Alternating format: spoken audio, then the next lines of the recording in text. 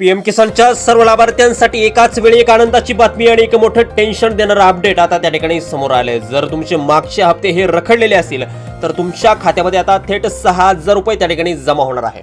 पण जर तुम्ही एक ही महत्त्वाची गोष्ट जर केली नसेल तर येणारा 23वा हप्ता तुमचा कायमचा बंद होऊ शकतो। नेमकी ही बातमी काय आहे, कोणाला नेमके पैसे मिळणार आहे, कोणाचे हप्ते बंद होणार आहे, हे सर्व आजच्या या विशेष व्हिडिओमध्ये त्या ठिकाणी आपण पाहणार आहोत।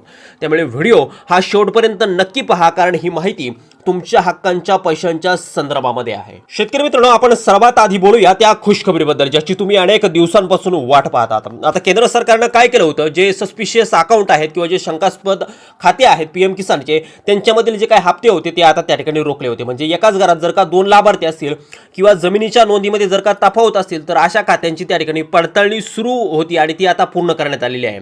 त्यामुळं आम्ही सांगितल्याप्रमाणे तुम्ही जर का जो अर्ज फॉर्म भरून दिला होता आणि ज्याचं व्हेरिफिकेशन यशस्वी झालंय अशा पात्र लाभार्थ्यांना आता त्या ठिकाणी दिलासा मिळणार आहे। या शेतकऱ्यांचे जे काही 20वा हप्ता असेल, 21वा हप्ता आणि 22वा हप्ता, असे तिन्ही हप्ते त्या ठिकाणी थकलेले होते, परंतु ते तिन्ही हप्ते आता एकत्रितपणे त्या ठिकाणी दिले जाणार आहे। आणि याचाच अर्थ जे काही पात्र शेतकरी असतील त्यांच्या खात्यामध्ये आता एकाच वेळेस 6,000 रुपये क्रेडिट होण्यास त्या ठिकाणी सुरुवात होणार आहे। आणि शेतकरी मित्रांनो, तुम्ही जर का पीएम किसानसाठी पात्र जर ठरला तर तुम्हाला नमो शेतकरी महासन्मान निधीचे हप्ते जर का त्या ठिकाणी तुमचे रखडलेले असतील तर तेही सुद्धा त्या ठिकाणी आता मिळण्याचा मार्ग मोकळा होणार आहे। त्यामुळं तुम्ही नमो शेतकरी महासन्मान निधी योजनेचं जे काही स्टेटस आहे ते त्या ठिकाणी नक्कीच चेक करा। आता त्या ठिकाणी वळ दुसऱ्या महत्त्वाच्या अपडेटकडे, ज्याच्यामुळे थोडं टेन्शन तुम्हाला त्या ठिकाणी येणार आहे।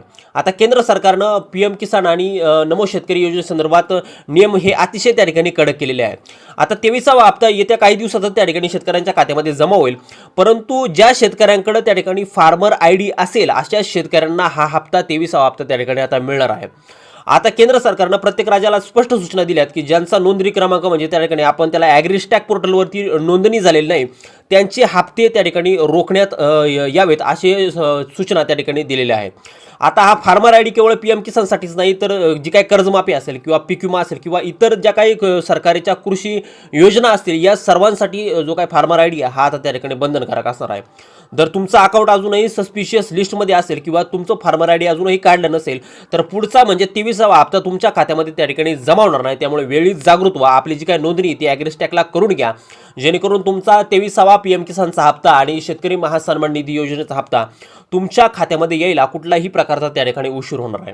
त्यामुळे शेतकरी मित्रांनो, ही अत्यंत जी काही महत्त्वाची अपडेट होती, या अपडेट संदर्भात तुम्ही नक्की जागरूक व्हा। जर तुमच्या खात्यामध्ये थकलेले हप्ते जर का जमा झाले असतील तर खाली कमेंट बॉक्समध्ये विशेष करून कमेंट त्या ठिकाणी करा, जेणेकरून इतरही शेतकरी बांधवांना त्या ठिकाणी विश्वास मिळेल आणि त्यांना त्या ठिकाणी मदत होईल।